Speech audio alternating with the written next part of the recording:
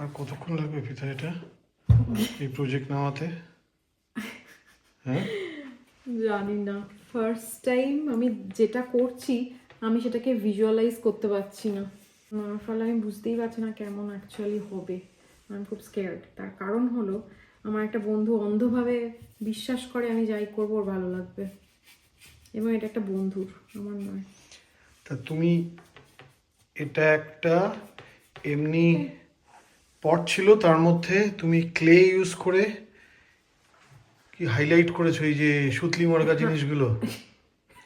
তো মানে আজকে থ্যাঙ্কসগিভিং ইভে সব বন্ধু বান্ধব আত্মীয় স্বজন সবাইকে অসংখ্য অসংখ্য ধন্যবাদ। এবং আমরা কিছুদিন আগে একটু পজ নিয়েছিলাম অ্যাকচুয়ালি, তার পেছনে রিজনও ছিল, সেগুলো শেয়ার করব।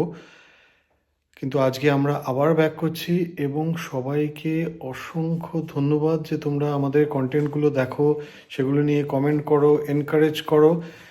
প্রচুর লোকের সাথে আমাদের চেনা জানা হয়েছে, প্রচুর লোকের সাথে বিয়ন্ড দ্য চ্যানেল আলাপ আলোচনা গল্প গুজব হয়, তাদের সাথে দেখা হয়। আমরা ভীষণ ভীষণ এনজয় করি এবং তার জন্য সবাইকে অসংখ্য ধন্যবাদ। আমরা কেন হঠাৎ, আচ্ছা আমাদের সাথে এসে গেছে মকবুল পৃথা হোসেন। আচ্ছা যাই হোক, এই লাস্ট 4 দিন থেকে এই আর্টের চোটে আমার মাথা মোটামুটি গজগজ করছে, এবং সেই আর্টের গজগজানির চোটে আমার মধ্যেও আর্টের সুশুরি জেগে উঠলো, এবং সেই করতে গিয়ে এক মিনিট, হ্যাঁ কি তার আগে একটা ইন্ট্রো হয়ে যাক। ও হ্যাঁ, তো একটা ছোট্ট 4 সেকেন্ডের ইন্ট্রো হয়ে যাক।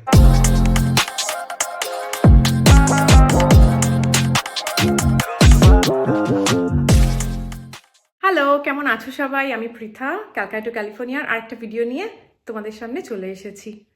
প্রীতা, আমি দুধ চিনি ছাড়া একটা কফি খাবো, তুমি যদি খেতে চাও তাহলে আমি তোমারটাও অ্যাড করতে পারি। আমি অলরেডি এক্ষুনি কফি খেয়েছি। ঠিক আছে, আমি তাহলে একটু টুক আমি করে, করে দিতে পারি। না দরকার নেই, আমি করে নিচ্ছি, করি, তারপর তোমাদের সাথে শেয়ার করব যে কেন। আর পৃথা একটু ব্রেক নাও এবার। পৃথা প্লিজ, আমার ফার্নিচারগুলো এবার তোমার এই ফিদা হোসেনের চোটে আমার যদি ফার্নিচারে এ হয় তাহলে কিন্তু আমি পেনাল্টি লাগিয়ে দেবো সব। আমি ফার্স্টেই বলে রাখলাম। আচ্ছা, কফিটা বানাতে বানাতে ততক্ষণ একটু দেখিয়ে দিই লাস্ট 4 দিন ধরে পৃথা এটা কোথা থেকে স্টার্ট করেছিল, এখন এই অবস্থায় রয়েছে। আমার এটা এখন কত 60-70% মোটে হয়েছে না, আরও 40%, মানে পুরো মাথাটা খারাপ হয়ে যাবে। আকাশের মুখ গোমরা, কন্টিনিউয়াসলি বৃষ্টি হয়ে যাচ্ছে, কি বাজে ওয়েদার, কি ঠান্ডা। আমাদের এখানে থ্যাঙ্কসগিভিংয়ে ছুটি পড়ে গেছে, কিন্তু হিমাদ্রির অফিস খোলা, আর মেয়ে তো এখনও আসেনি, জিয়ানের কাজে ব্যস্ত, আর আমি আর কি করি। তাই জন্য এই একটা বন্ধুর একটা ফ্লাওয়ার ভাস অনেক দিন আগে আমাকে বলেছিল একটুখানি কিছু কালার করে দিতে, সেটাকে নিয়েই আজকে বসেছি। এই প্যাকেটটা হলো ক্লের, যেটা কিনা এয়ার ড্রাই ক্লে, আর সেই এয়ার ড্রাই ক্লে দিয়েই আমি আজকে এই ফ্লাওয়ার ভাসটার উপরে একটুখানি ফার্স্টে টেক্সচার অ্যাড করব, আর তারপরে এটাকে কালার করব। এই ক্লে আর মিরর দিয়ে যে কাজ করা হয়, যে ক্রাফট করা হয়, সেটাকে লিপ্পান আর্ট বলে। মনে হয় আমি এটা লিপ্পানই বলে, যদিও ঠিকমতো আমি শিওর নই। আর আমি কখনো করিনি, হয়তো আমার এই ভিডিওটা যারা দেখছো তারা কেউ কেউ হয়তো করে থাকতে পারো, কিন্তু আমি একটা নতুন জিনিস ভাবলাম একটুখানি ট্রাই করি। তো প্রথমে আমি যেটা করছি, ক্লেগুলোকে সরু সরু স্ট্রিংয়ের মতো করে নিয়ে আমি একটা ডিজাইন করতে চেষ্টা করছি, মানে যা খুশি ডিজাইন করছি একটা। আজকাল মানুষের জীবন, মানে আমাদের সবারই জীবন এতটাই ব্যস্ত হয়ে গেছে, আমরা যেন রোবটের মতো ছুটে চলেছি। এই দিন হচ্ছে, এই রাত্রি হচ্ছে, আর সারা দিন যেন রুটিন মাফিক কাজ করে চলি।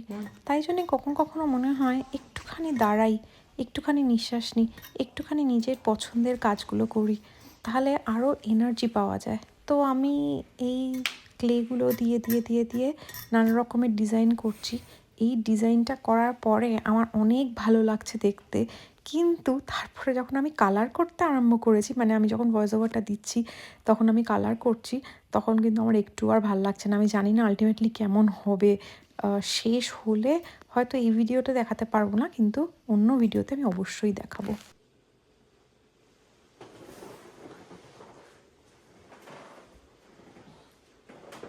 তো রং ফঙের মাঝখানে নিজের খুব ইনফিরিটি কমপ্লেক্স হচ্ছে। কেন তুমি তো এত সুন্দর আঁকো। না, রং করতে পারি না তো। এই যে আমরা ব্রেক নিলাম, কেন নিলাম? তার কারণ 5 days ওয়ার্ক দুজনেরই, তারপর স্যাটারডে সানডে হলেই এডিট করা, সেইগুলোর পোস্ট করা, সেটাই। রেসপন্ড করা, এই মানে পুরো রোবটের মতো। আমরা স্টার্ট করেছিলাম 2022-এর ডিসেম্বরে, তাই না? এটা একটা ফুল টাইম জব। হ্যাঁ, এটা একটা ফুল টাইম জব। আর আমরা ফুল টাইম কাজ করতে করতে, এইটা করতে করতে মানে আমরা পুরো ল্যাজেন উপরে হয়ে যাচ্ছিলাম। তো তখন আমরা ভাবলাম, এবং কিছু কিছু জায়গায় মনে হচ্ছিল যে পরিমাণ আমরা এফোর্ট দিচ্ছি, সামহাউ বিকজ অফ তোমার অ্যালগোরিদম হোক বা অন্য যে কোনো কারণেই হোক, সেই পরিমাণ রিচ আউট হচ্ছে না এদের কাছে, মানে দর্শকদের কাছে বা যারা দেখতে চায় তাদের কাছে, ভিউয়ারদের কাছে। তো তখন আমাদের মনে হলো থাক, একটুখানি রেস্ট দিই, একটু চার্জ করি নিজেকে। কিন্তু আমরা এত সবার থেকে রিকোয়েস্ট পেলাম, সবাই যেভাবে আমাদের রিচ আউট করলো, মানে এটা আমাদের বিয়ন্ড ইমাজিনেশন। সেটাই। যে আমাদের ব্লগ কেউ দেখে, দেখে ভিডিওতে মিস করে, তারা বারবার সবাই বলা স্টার্ট করলো। তো তখন আমরা ভাবলাম যে না, I think it is time. কিন্তু এর মধ্যে আমি তো হয়েছিলাম একটু ল্যাদ খাবো, একটু ঘুমোবো, একটু ভালো ভালো সিরিজ দেখবো। কিন্তু পৃথা স্টার্ট করে দিল ওর সেই এই পৃথায় রং লেগে যাচ্ছে এখানে আবার। তো ওর শিল্পের ভূতটা ওর মাথায় চাগার দিল, ও আবার এইসব স্টার্ট করলো। এবং ওর সাথে থেকে থেকে আমার মধ্যেও আবার একটু শিল্পের ভূত কিন্তু চাগার দিয়ে দিল। আমার মধ্যে যদি শিল্পের ভূত চাগার দেয়, মানে সেটা যে কি হতে চলেছে, মানে কি যে হলো, সেটা একটু তাহলে তোমাদের বলা দরকার। আমার বহু দিনের একটা ইচ্ছে ছিল, সেই ইচ্ছেটাকে আমি এই 2-3 সপ্তাহের মধ্যে সেটাকে পূর্ণ করলাম। সেটা কি, চলো সেটা দেখে আসি। গুনগুন আর আমি চলে এসেছি আজকে একটা নতুন এক্সপিরিয়েন্স করতে, দুজনে মিলে। কি সেটা এবার দেখাচ্ছি।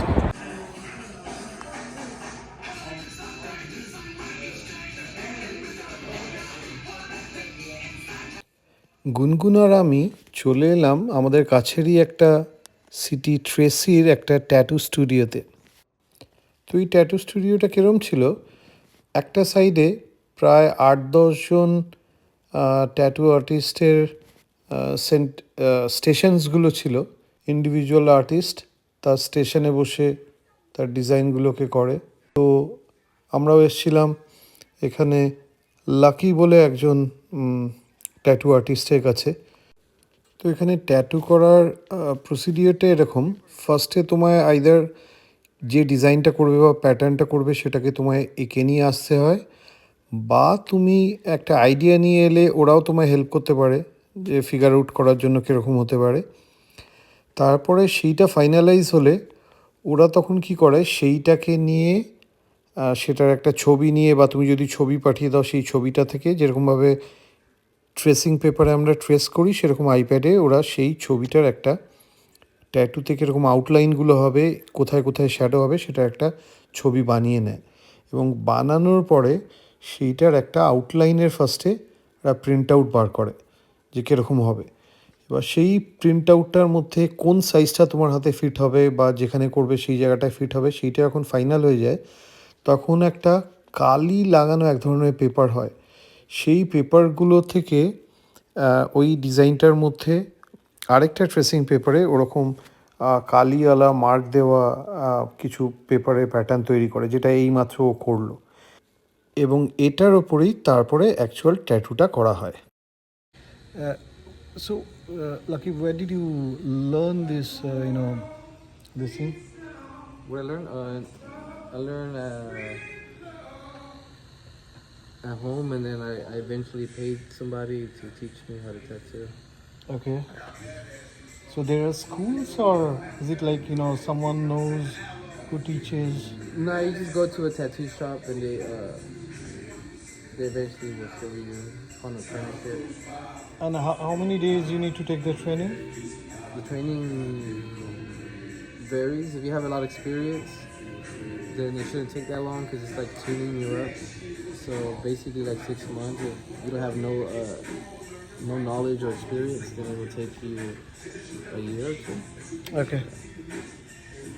depending on how hard you push, right? এরপরে যেই তোমার মোটামুটি ডিজাইন আর এই প্যাটার্নটা ফাইনাল হয়ে গেল, তোমার কি ছাপ হবে সেটা তৈরি হয়ে গেল, যে স্টেশনটা আছে ওটাকে ওরা যত রকমভাবে চেষ্টা করে স্যানিটাইজেশনটাকে মেনটেন করার। তো ফিল্ম দিয়ে ওটাকে মুড়ে দেওয়া হয়। তারপরেও কি করে, ওর যে টেবিলটা আছে পোর্টেবল টেবিল, সেইখানটাতে ও বেশ কিছু মানে যে যে কালিটা ইউজ করবে সেই কালিটাতে, আমি যেরকম ব্ল্যাক ইউজ করেছিলাম সেই কালিগুলোকে বেশ কিছু ছোট্ট ছোট্ট ডিসপোজেবল পটের মধ্যে সেই কালিগুলোকে নেয় এবং কিছু জায়গার মধ্যে কিছুটা জলও নেয়। জলটা কি করে, এই কালিগুলো যখন অ্যাপ্লাই করা হয় সেটা যাতে কন্টিনিউয়াস ফ্লুইড হিসেবে থাকে, আটকে যাতে না যায়, তার জন্য জলটাকে ইউজ করা হয়। আর আরেকটা জিনিস ভীষণভাবে ইউজ হয়, সেটা হচ্ছে এখানটাতে ভ্যাসলিন ইউজ করা হয়, যাতে এটা দু ধরনের কাজ করে। একটা হচ্ছে এটা ভীষণ ভালোভাবে লুব্রিক্যান্টে কাজ করে, যখন ওইগুলো নিডলগুলো তো ঢুকছে সেইখানটাতে যাতে মুভমেন্টে সুবিধা হয়। আর দু নম্বর হচ্ছে এই যে কালিটা ইউজ করে সেটা তো ওয়াটার বেসড, তো সেই ওয়াটার বেসড কালিটা অন্য জায়গায় গিয়ে যাতে ছড়িয়ে না যায় তার জন্য ওটা কিছুটা প্রোটেক্টও করে। তো তোমার ওই স্কিনে যে জায়গাটায় করা হবে সেই জায়গাটাকে ফার্স্টে শেভ করে ক্লিন করে নিয়ে তার মধ্যে প্যাটার্নটাকে ফার্স্টে ওখানে ইম্পোজ করা হয়। ইম্পোজ করার পরে ডিসপোজেবল নিডলগুলোকে নিয়ে, যে নিডলগুলো দিয়েও ডিজাইন করবে সেটাকে ওর গানের মধ্যে ইউজ করে, ওটাকে যে যন্ত্রটা দিয়ে করা হয় সেটাকে ওরা বলে যে ট্যাটু গান, সেই গানের মধ্যে ওই নিডলটাকে লাগিয়ে বারবার করে ও একবার কালির মধ্যে ডিপ করবে আর একবার করে জলের মধ্যে ডিপ করবে, করে কালিটাকে তুলে তারপরে তোমার হাতের মধ্যে ওটা করতে থাকবে। তো টিপিক্যাল টেকনিক হচ্ছে ফার্স্টে তোমার আউটলাইনটাকে ওরা এঁকে নেয়, যেটা ভীষণ পেনফুল। আমার এইখানেই প্রথম হয়েছিল, আমি যখন পুরো ডিজাইনটা করেছিলাম ফার্স্ট আমি করেছিলাম এমন একটা পোর্শন যেটা একটা ছোট, যদি আমি ব্যথাটাকে সহ্য করতে পারি তাহলে ওইটুকু রাখবো, ওখানেই লিমিট করে দেবো। আর যদি সহ্য করতে যদি না পারি ব্যথা, আর যদি ব্যথা সহ্য করতে পারি তাহলে আমার আইডিয়া ছিল যে ফুলটাকে কমপ্লিট করব। তো এই প্রথম যখন এই জায়গাটায় করছিল, এই জায়গাটা যতটাই হোক মানে ছোট হোক না কেন আমার বেশ ব্যথা লাগছিল। মানে যখন ওই লম্বা দাড়িগুলো টানছিল আমার মনে হচ্ছিল ব্লেড বা কিছু দিয়ে আমার চামড়ায় কেউ ডাইরেক্ট কাটছে। যখন ও শেড দিচ্ছিল আউটলাইনটা হয়ে যাওয়ার পরে, সেটা কিন্তু অতটা পেনফুল ছিল না। দেখতে পাচ্ছ প্রত্যেকবার ও আঁকছে, ওই জায়গাটাকে মুছে দিচ্ছে, আর মুছে দেওয়ার পরে আবার মাঝে মাঝে কী করছে, ওই ভ্যাসলিন যেটা আছে সেইখানটায় ওই জায়গাটায় লাগিয়ে দিচ্ছে যাতে ওর মুভমেন্টের সুবিধা হয়। হাতের ওপর দেখো একটুখানি ভ্যাসলিন লাগিয়ে নিয়েছে, ওইখান থেকে আঙুল দিয়ে নিচ্ছে আর ওই জায়গাটায় যে জায়গাটায় ডিজাইনটা করা হচ্ছে সেখানটাতেও করছে। তো এইভাবে মোটামুটি প্রথম দিন আমার লেগেছিল প্রায় 45 মিনিট, এবং নেক্সট দিন যখন আমি বাকি পোর্শনটা মানে প্রথম দিন হয়তো করেছিলাম 30% অফ দ্য টোটাল ডিজাইন, এবং পরের দিন 70% আমি করলাম। টোটাল আমার এইটা করতে প্রায় ঘন্টা দুয়েকের মতো লেগেছিল, এবং বা 1.5 ঘন্টার মতো। আর আমার দুদিনের টোটাল লেগেছিল $160, $80 করে এক এক দিন। কিন্তু এটা ঠিক যে ট্রেসিতে কিন্তু এটা অনেকটাই কম। অন্য যে কোনো সিটিতে এটা আমি যদি করতাম তাহলে মিনিমাম $200 তো লাগতোই। তো আমার মুখ চোখের এক্সপ্রেশন থেকে তোমরা বুঝতেই পারছো যে বেশ পেনফুল ছিল। গুনগুন আমায় বিভিন্ন ধরনের কথা বলে আমার ডাইভার্ট করার চেষ্টা করলেও একটুও ওটা হচ্ছিল না। তো পুরোটা হয়ে যাওয়ার পরে দেখতেই পাচ্ছ পুরো স্কিন কিছুটা লাল হয়ে যায়। ওরা তখন এবার কি করে, একটা থার্ড স্কিনের মতো লাগিয়ে দেয়। এটা হচ্ছে একটা খুব পাতলা একটা চামড়ার মতো কিন্তু একটা প্লাস্টিকের, যেটা 3 দিন রাখতে হয় এবং 3 দিন রাখার পরে আইদা নিজে থেকে উঠে যায়। দেখতে পাচ্ছ ফার্স্টে এমনি লাগিয়ে তারপর এই যে তুলে দেওয়ার পরেও কিন্তু ওটা একটা স্কিনের মতো লেগেছিল। তো এটা কি করে, এই যে প্রথম 24 থেকে 48 ঘন্টায় যাতে কোনো ইনফেকশান না হয়, এটা ওই পুরো ডাইরেক্ট স্কিনটাকে প্রোটেক্ট করে। এটার ওপরে একটা প্লাস্টিকের মতো, মানে খুব দেখা যায় না এরকম, তুমি সাবান ইউজ করতে পারো, কিচ্ছু হবে না, কোনো কিছুতে কিচ্ছু হবে না, 3 দিন বাদে অটোমেটিক এটা উঠে যায়। তো যাই হোক, এইভাবে আমার ফার্স্ট ট্যাটু কমপ্লিট হলো। আমার এটা তো এখন অনেক শেষ হওয়া বাকি, ফলে ফাইনাল প্রোডাক্টটা দেখাতে পারছি না, বাট তোমার ফাইনাল যে তোমার Product যেটা সাজসজ্জা, হ্যাঁ ওটা একটু দেখি, দেখাও তাহলে। ও শিল্প করলো পাত্রে, আর আমার শিল্প এইখানে। ফার্স্ট আমি যখন করেছিলাম ট্যাটুটা এইটুকু করা হয়েছিল, এবং সেকেন্ড রাউন্ডে আমি এর কম্বিনেশনটা কন্টিনিউ করলাম। এটা হচ্ছে পুরো, আমি যেহেতু জলের মতো যে কোনো শেপ নিই, আবার সমুদ্রও হতে পারি, তাই জন্য আমি বললাম যে আমি জলের করবো ট্যাটু। আমাকে মা বলে, মানে এখন আর বলে না অত, যে আমার জলে ফাঁড়া আছে, তাই জন্য তুমি করেছো। দেখো এইখান থেকে এটা পুরো র্যাপ অ্যারাউন্ড করা, সমুদ্রের ঢেউ উঠছে, আর এইখানে গিয়ে একটা তিমি মাছের লেজ দেখা যাচ্ছে। তো এইটা আমি কমপ্লিট করলাম। আর কীরকম এক্সপিরিয়েন্স হলো সেটা তোমরা ভিডিওতে দেখেইছো। এটা হচ্ছে ফাইনাল প্রোডাক্ট। এইটা দেখে আমার বাবা মাথা ঘুরে পড়ে যাবে হয়তো। আচ্ছা, তাহলে এবার ভিডিওটা শেষ করি।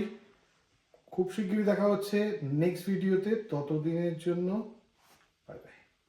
ও বাই দ্য ওয়ে, ইন্ট্রোটা কিরকম হলো, যদি ওটা 4-5 সেকেন্ডের, সেটা জানিও। হ্যাঁ, আবার দেখা হচ্ছে খুব শিগগিরই, ততদিনের জন্য বাই বাই। Bye bye.